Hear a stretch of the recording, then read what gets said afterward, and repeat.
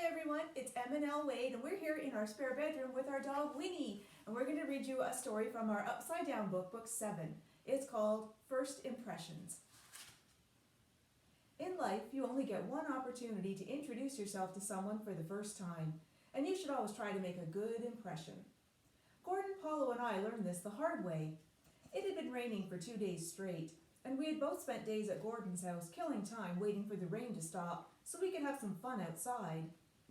The only bit of excitement was that a huge moving van had pulled up in front of the vacant house across the street from Gordon's, and movers were busy carrying boxes into the house. Of course, we knew it was not polite to stare at someone's stuff when they were moving in, so we carefully stayed out of sight and peeked from behind the curtains to see what we could learn about the new people. Paulo and I soon grew tired of spying on the movers.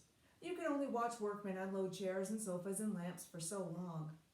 Gordon, however, sat out of sight behind the curtains, staring across the street with his binoculars, while Paulo and I watched TV.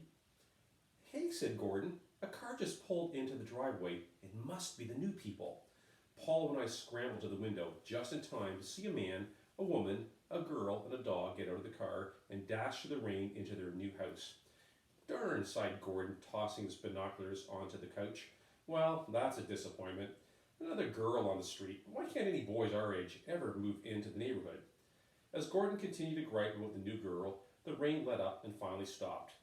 I interrupted Gordon to suggest that we get on our bikes and go to the corner store for some snacks. "That's a great idea. I'm starving," said Paulo, and the three of us biked off to the store.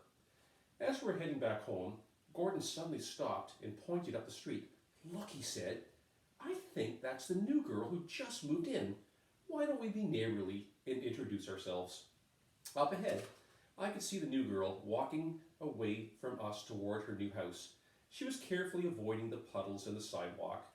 Spying the huge puddle on the road beside her, I suddenly knew what Gordon was up to. Pedaling hard on his bike, he made straight for the large puddle. With perfect timing, he raced his bike through it, setting up a huge plume of water on the unsuspecting girl, soaking her from head to foot. "Hi, I'm Gordon," he yelled as he rode by. "And I'm Paulo," shouted Paulo, imitating Gordon and splashing the girl again. "And I'm—" But I never got the words out of my mouth.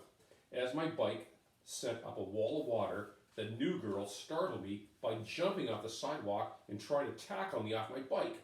I was barely able to swerve out of the way in time. I sped off to catch up with Gordon and Paulo, leaving the new girl in the middle of the road, yelling at us. "Talk about rude," chuckled Gordon when I caught up to him and Paulo. "She didn't even tell us her name." It began sprinkling again as we leaned our bikes against the wall in Gordon's garage, so we headed back into the house to watch TV and eat our snacks. About an hour later, the doorbell rang. Paulo peered out the window while Gordon went to answer the door.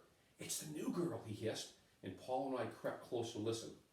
Gordon opened the door, and the new girl thrust a plate of freshly baked cookies into his hands. "Here," she said. "I think we got off on the wrong foot earlier, and I wanted to come over and introduce myself properly.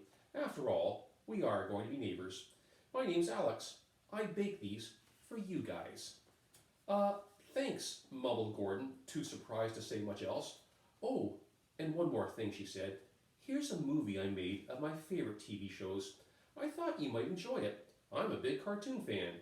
She handed it to Gordon and headed back home through the rain. "Well, what do you know? She might not be so bad after all," said Gordon. "And these cookies are pretty good." "Real good," said Paulo, munching on a handful. "Let's see what cartoon she likes." While we enjoyed some really good classic cartoons, we finished off the cookies. Too stuffed to move, we watched one show after another, and then it happened. Abruptly, the cartoon we were watching cut out, and suddenly Alex appeared on the screen. She was in the kitchen, and she was baking. She was smiling at the camera as she rolled out the cookie dough on a breadboard. Then she set the breadboard on the floor and whistled. Into the kitchen bounded a small dog, still damp from the rain. Pointing to the breadboard, Alex said, "Sit," and the little dog sat down, right in the middle of the cookie dough. "Lie down," commanded Alex, and the dog immediately obeyed. "Roll," said Alex, and the dog began rolling from side to side, scratching his back on the cookie dough. "Good boy," said Alex, scraping a handful of cookie dough from the dog's coat, which she added back to the dough on the breadboard.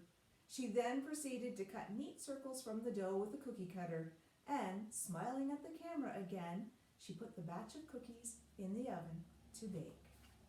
The end. The end. We hope you enjoyed this story from M&L Wade from Book 7. If you liked it, you can find more stories on our website at boysbookshelf.com. Stay safe, everyone, and have a great day. Bye.